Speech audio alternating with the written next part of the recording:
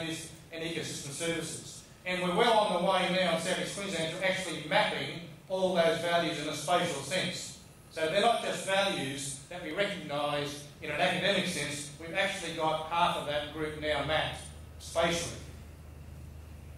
So the way the concept for the regional landscape framework works, it's like this. You might have a coastline and a regional landscape, which includes coastal waters, of course.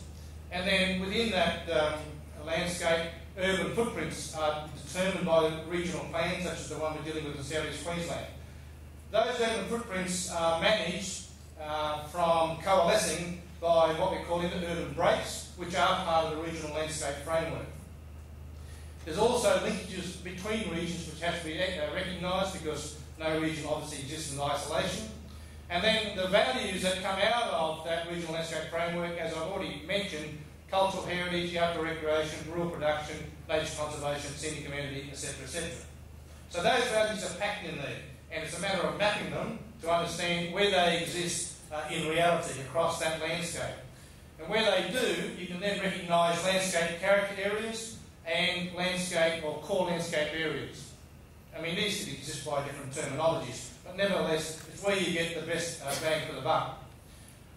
The idea then is to link those up with a whole series of landscape corridors, which again represent all those different values. So I'm not just talking about biodiversity values here. I'm talking about the whole raft of values that I've shown previously. So it's a matter of the connectivity being achieved by linking up what is essentially a fragmented landscape. And a landscape like South East Queensland that's taken an extra 1 million people in the last 10 years is bloody fragmented, believe you me. So the challenge is to actually now provide greater sustainability to this landscape for a whole raft of those values through this connectivity initiative. So we are currently dealing with a draft regional plan which was brought on a year ahead for political reasons, and we're dealing with a 2009 draft regional plan whose unfortunately comments on this draft closed a couple of days ago, so it's no good racing out now putting the two bombs in for more corridors. But we've got this notion under 3.2 of a regional landscape management area, and surprise, surprise, the very first policy under that framework deals with this notion about landscape corridors. I won't go into any detail, but just to point it out to you that it hasn't been forgotten. The hook is there for further development of work to occur in the future. Under that regional landscape framework, in terms of the management areas, I said there's regional landscape corridors, and even in this draft, there's been a couple of regional scale corridors thrown in, for example, such as the Flinders Peak, Greenbank, Karawata corridor, or what's left of it, the Mountains and Mangroves corridor, the the Brisbane River corridor, and the Darlington Ranges Pimplemark corridor. I mean, they're only examples, but they're examples to work on. There's also the in-urban breaks between the major urban footprint areas in the region where landscape corridors are noted as an initiative that should go ahead. The details of that are yet to be determined. So, the direction, the regional plan, the current statutory one is 2005 to 2026. So you can see from what Edgar said, roads in 20 years' time, that right, Robin, are still being planned and developed. So there's still time under this regional plan and the draft one coming up to actually start to have a closer look at these issues about connectivity throughout the landscape, the fragmented landscape. But the point I want to make is that this regional plan, being statutory in nature, gives both direction and guidance to a whole raft of other planning that's occurring subservient, if you like, because the regional plan is determined by legislation as the primary policy and the primary piece of planning, I should say, in the region. In fact, it even overrides state planning policies. Now, work that one out. I think it was a mistake, but nevertheless, that's what the Integrated Planning Act says. The regional plan is superior to state planning policies. So, it gives direction and guidance to local growth management strategies that local authorities have to do, and in particular to statutory town plans, the IPA schemes. And of course, by inference to the corporate plans they're doing as well.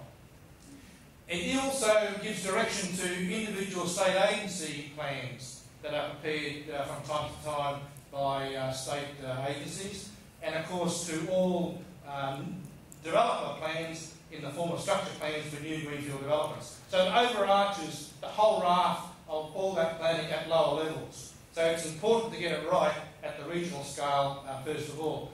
That's where you've got a regional plan, of course. I realise that many parts of the world don't have regional plans. I now want to just quickly deal with this issue about landscape corridors as infrastructure. I am racing this through because I've been asked to try to speed this up because I want to make up some time. So my apologies for the speed I'm going at. Okay, infrastructure. Well, if you accept the notion that you and I pay taxes to the feds, through income tax, through the state, and GST, through the state, through a whole raft of taxes, and to the local governments through rates and so on, if we pay our hard-earned money that we earn in the way of taxes, and we give the right to those levels of government to spend that money to make this a better region, to improve our quality of life, in other words. And how do they do that? They use our hard-earned money to pay for infrastructure. We've accepted that. All right. Well, we accept it for roads and water supplies, sewage systems and bridges. Do we not? Hardly an argument there. We also accept that they're going to use our hard-earned money to pay for social or community infrastructure, schools, hospitals, police stations, ambulances and so on.